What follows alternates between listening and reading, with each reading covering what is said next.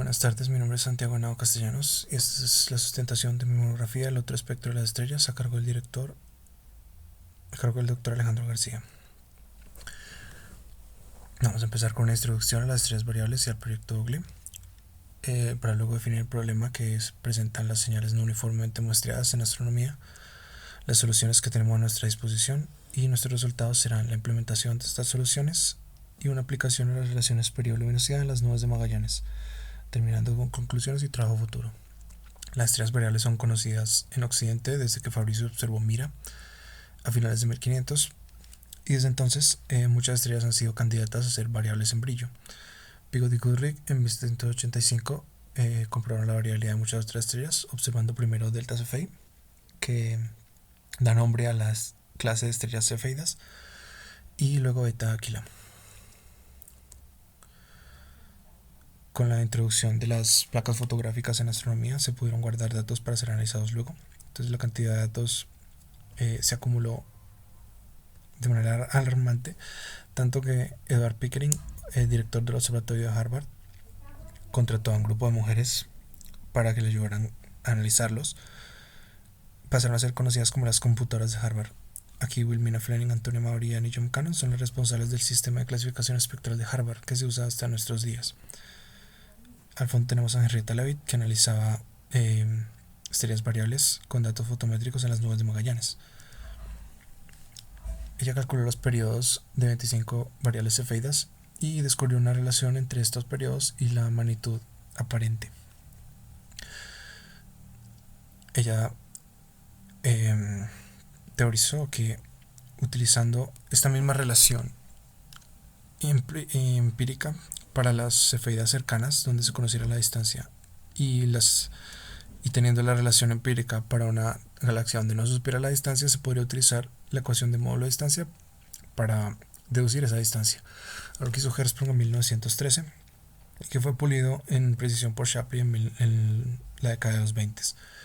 Hubble en 1925 utilizó esta relación para medir la distancia a las galaxias del Triángulo de Andrómeda y también medir sus enrojecimientos, lo que derivó en lo que se conoce como la ley de Hubble. Pero la primera medición moderna de la constante de Hubble tuvo que esperar a una corrección a esta relación periodo-luminosidad que hizo Bade en los 50 relacionada con la metalicidad de las estrellas, es decir, con su población estelar. Para calcular la constante de Hubble se utilizan muchos métodos también para medir la distancia. Esto se conoce como una escalera de distancia, donde cada uno de los métodos calibra el siguiente. No vamos a estar interesados en este escalón de las variables cefeidas en la nube mayor de Magallanes. La nube menor no se usa por su dispersión, como ahorita veremos en los datos. Aquí tenemos de Gaia Data Release 2 un diagrama color magnitud absoluta de las estrellas de esta galaxia, de nuestra galaxia, y en la sección de la franja de inestabilidad en verde tenemos resaltados los pulsadores, las variables cefeidas. Entre los pulsadores, las variables cefeidas. Utilizaremos datos del proyecto Euclid, que nació de una idea de Paczynski en 1986 de observar materia oscura usando microlentes gravitacionales. Observan tanto en el bulbo galáctico como en las nubes de Magallanes, y desde 1997 tienen un telescopio dedicado para ellos, telescopio Barso, en el Observatorio de las Campanas en Chile.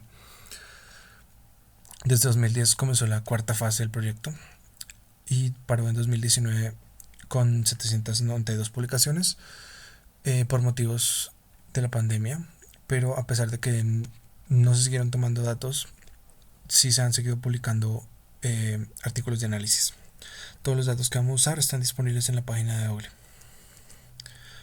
Aquí tenemos los campos de observación para la nube mayor y la menor de Magallanes, y en el puente no se encontraron demasiadas estrellas variables, por lo que en este trabajo no lo vamos a tener en cuenta.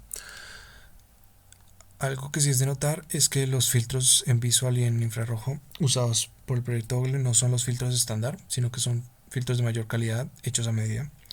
Se encontraron casi 10.000 estrellas de manera más o menos uniforme entre nube mayor y menor.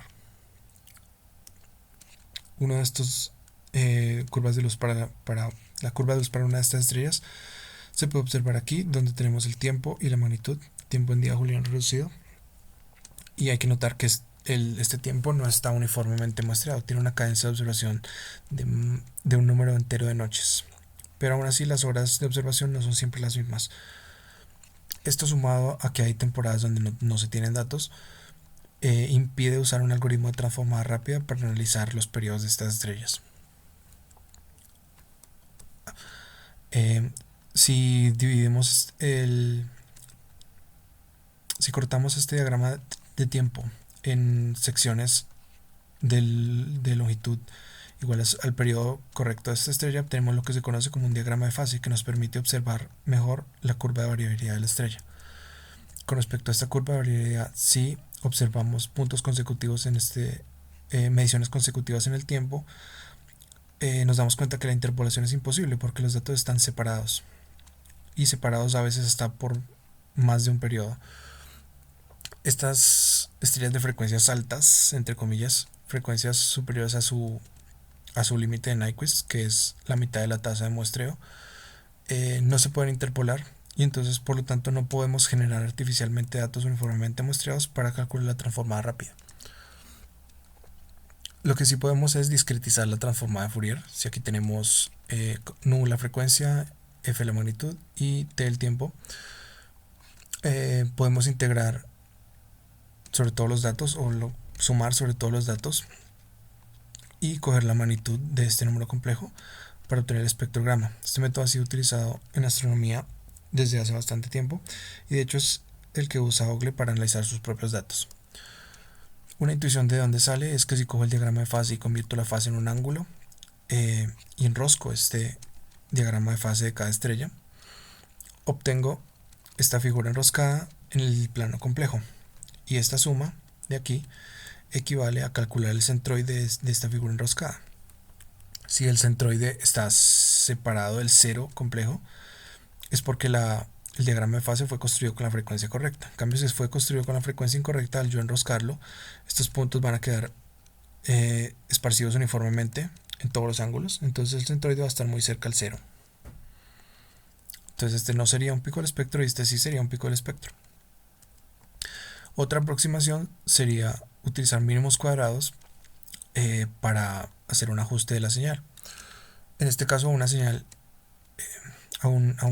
nuestro modelo sería un solo coseno con amplitud y fase variables. Si hacemos mínimos cuadrados, obtenemos un coeficiente de determinación del ajuste que nos permite saber qué tan bueno es el ajuste. Esto fue desarrollado por Lom y Scargill, pero requiere de muchos cálculos trigonométricos que ahorita vamos a ver que se pueden optimizar. Y otro de los problemas es que las curvas de las cefeidas se demoran más en la rama ascendente que en la rama descendente del brillo, por lo que ajustarlas a un seno pues no es fenomenológicamente adecuado. Pero sin embargo, vamos a ver que el periodograma de Lom-Scargill reproduce casi perfectamente el periodograma de Fourier. Otros métodos, como el desarrollado por Burke y luego por Dvoretsky, se basan en el diagrama de fase. En este caso, medir puntos, calcular la longitud de arco de los puntos consecutivos del diagrama de fase. Podemos observar que si el diagrama está desordenado, la longitud de las líneas que unen puntos consecutivos crece bastante. En cambio, si están ordenados, pues es muchísimo más pequeña. Pero la dispersión realmente podríamos medirla calculando la varianza de cada zona de este diagrama de fase, que es lo que hace el método de Stellingwerf, que divide el diagrama de fase en zonas de igual tamaño y calcula la varianza. Luego calcula la varianza agrupada y utiliza la definición estadística de coeficiente de determinación para calcular el el ajuste de la curva de luz con la curva promedio, con la media móvil de la curva de luz.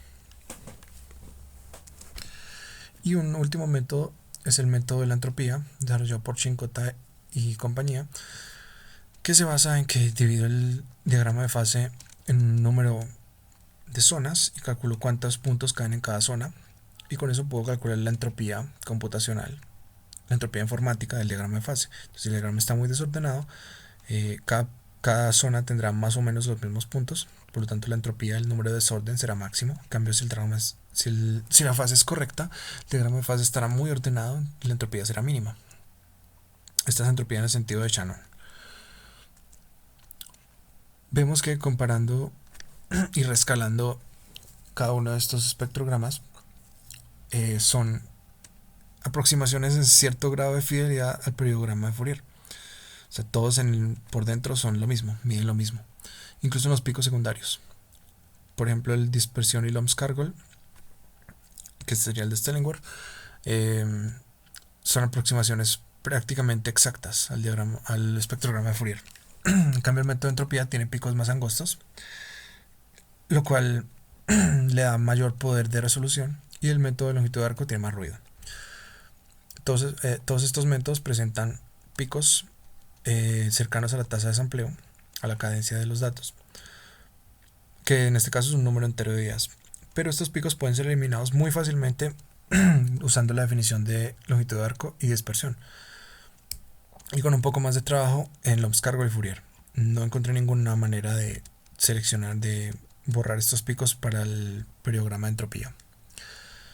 Esta es una muestra de cómo eliminar estos picos en Fourier en Lomskargol. Simplemente hay que centrar la señal en cero. Entonces el centroide cuando estoy enroscando una tasa cercana a la tasa de sampleo, el centroide no se desplaza hacia los números reales, sino que se queda en el cero complejo porque los datos tienen media cero. En cambio, en el periodograma de la entropía, cuando hago el diagrama de fase con un periodo muy cercano a un día, por ejemplo, todos los puntos están juntos. Entonces hay una gran zona donde no hay datos, y esto significa que el diagrama está muy ordenado, todos están juntos. Entonces la entropía es mínima, y entonces tenemos un pico falso que en este trabajo no pudimos eliminar. Sobre la implementación, hicimos una aproximación propia a un histograma bidimensional para el método de entropía, que lo aceleró enormemente, básicamente utilizando esta fórmula para convertir un problema bidimensional en un problema unidimensional. Luego hay una implementación sin cálculos redundantes para Lomskargol dada por Townsend, donde no calculamos dos veces ningún coseno. Entonces todos los cosenos se reutilizan, la fórmula es más larga pero es más eficiente porque no se hacen tantos cálculos trigonométricos. Y luego, para la transformada no uniforme, Kurz da una implementación donde se factoriza el término de delta de frecuencias para el periodograma, y entonces cada punto del periodograma depende del anterior y solo hay que multiplicarlo por una fase, y esto también acelera enormemente el método. Esta es una muestra de lo que se demoran corriendo una sola iteración de los métodos y todo el espectro, cerca de unas 50.000 iteraciones de cada método. Aquí por comparación tenemos la implementación de Lomskargol dada por SciPy. Como podemos ver, el espectrograma de Fourier es el más eficiente, en los casos de una sola iteración, en varias iteraciones. Y la implementación iterativa, esta implementación acelera enormemente el periodograma, tanto que se demora alrededor de 17 milisegundos comparado a los cientos de milisegundos que se demoran todos los otros. También la implementación propia de la aproximación al histograma bidimensional utilizando un histograma unidimensional acelera enormemente el método de la entropía, aquí mostrado en rojo. Estas son las propiedades principales: la distribución de periodos, la distribución de magnitudes y la distribución de amplitudes de las estrellas en el nodo mayor y menor de Magallanes, con la clasificación de modo de pulsación dada por el proyecto Ogle. En base a eso ordenamos las estrellas en cuántos puntos, cuántos datos tienen y cuántos picos fueron detectados por nuestro espectrograma de Fourier, que fue el más rápido, fue el que utilizamos para calcular todo el espectro. Este es el número de picos que es mayor a la mitad de la altura del pico máximo. Entonces de aquí podemos seleccionar las estrellas que tienen muchos picos, lo que significa que el método no está seguro de cuál es el pico correcto, y los que tengan muy pocos puntos, que significa que probablemente el método tampoco es capaz de seleccionar el periodo correcto. Esto es meramente un heurístico y fue seleccionado tal que en los diagramas periodo-luminosidad no se quitaran muchos puntos de las tendencias principales. Y estos son los resultados. Aquí tenemos dos tendencias en cada diagrama de periodo logaritmo de periodo contra longitud, contra magnitud en banda I, que están más separadas el caso de, bueno, son más angostas en el caso de la nube mayor que la nube menor. Aquí en morado tenemos la tendencia de las cefeidas en modo fundamental y en modo de primer armónico. En verde tenemos algunas que no estuvieron ni en fundamental ni en primer armónico, que serán descartadas para las relaciones porque no tenemos suficientes. Y estas fueron las descartadas porque tenían o muchos picos o muy pocos puntos. Vemos que si utilizamos una medida llamada el índice de Bessenheim desenrojecido, que es una manera de combinar la magnitud I y la magnitud V en visual, tal que en promedio se elimine la extinción, estas tendencias se centran mucho más, o sea, son mucho menos anchas y se separan. Algo que se nota menos en la nube mayor, pero esto creemos que es porque la nube menor está más lejos, entonces los datos deberían tener una dispersión intrínseca más fuerte, que igual esta dispersión está por el ancho de la franja de inestabilidad, así que nunca se podría eliminar por más desenrojecido que esté este índice. Sacamos ajustes lineales para cada uno de estas tendencias que están resumidas en esta tabla. Vemos que nuestros resultados son numéricamente comparables a los resultados de Ogle, aunque son diferentes. Típicamente del segundo decimal para allá suelen ser diferentes porque Ogle utilizó un método iterativo de regresión que les permitió disminuir la incertidumbre. Vemos que la incertidumbre de Ogle es mucho más pequeña en todos los casos, de hecho, pero entonces eso hace que los resultados no sean directamente comparables, sino que solo es una idea de que son casi los mismos, en este caso por ejemplo los mismos. Y si comparamos los periodos estrella por estrella, tenemos que entre más grande sea el periodo, más discrepantes son nuestros resultados con los resultados de Ogle. En colores están los puntos que desechamos porque son o están muy fuera en el diagrama periodo-luminosidad, o tienen muy pocos puntos por estrella, o tienen muchos picos. Sin embargo, nos quedan dos tendencias de discrepancia con los periodos de Ogle, una horizontal y una vertical. Dos zonas sistemáticas, podríamos decir, en cada uno de los diagramas. La línea horizontal trata de estrellas de múltiples modos de pulsación que están vibrando tanto en fundamental como en primer armónico. Y yo las clasifiqué, bueno, mi programa las clasificó como si fueran de primer armónico, están en la tendencia a primer armónico.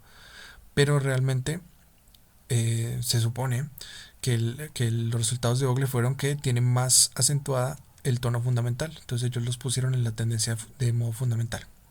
Eso para la nube menor y la nube mayor. Aquí vemos los errores, los verdaderos errores del método implementado en este trabajo, que vamos a ver que están en la posición de los picos secundarios y a veces terciarios de este diagrama. Sobre la línea vertical, este es un detalle, está alrededor del logaritmo de periodo igual a 0.3, pero no pude discernir qué pasó con estos puntos.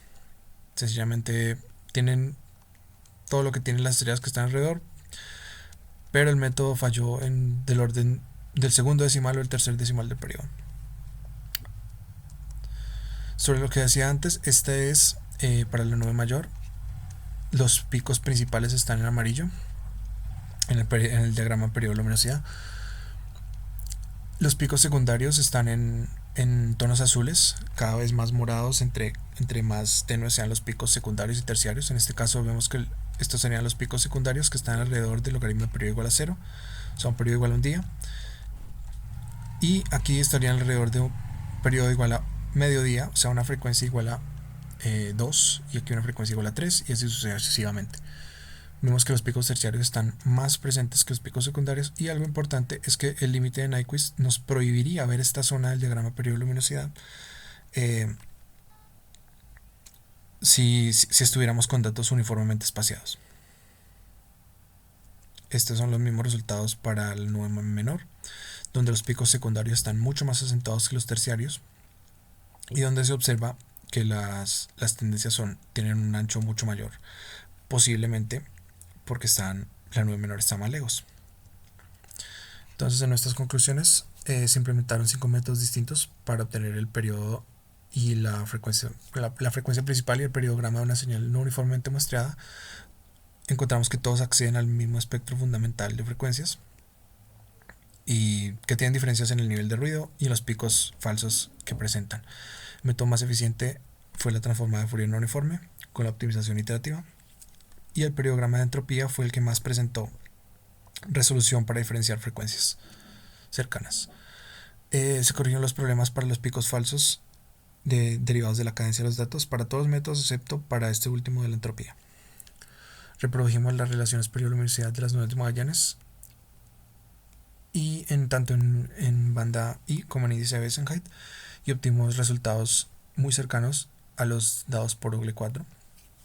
Se observó una mayor dispersión en la nube menor que en la nube mayor, posiblemente debido a que la nube menor está más lejos que la nube mayor, entonces los datos tienen una dispersión intrínseca mayor.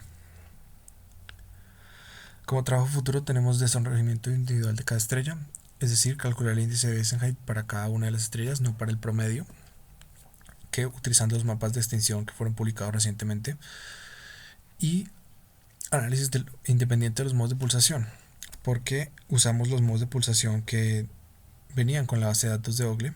Entonces tendríamos que encontrar independientemente estos modos de pulsación, ya sea usando el espectro que calculamos, o sea los picos, o usando un ajuste a una serie de Fourier, como hacen ellos.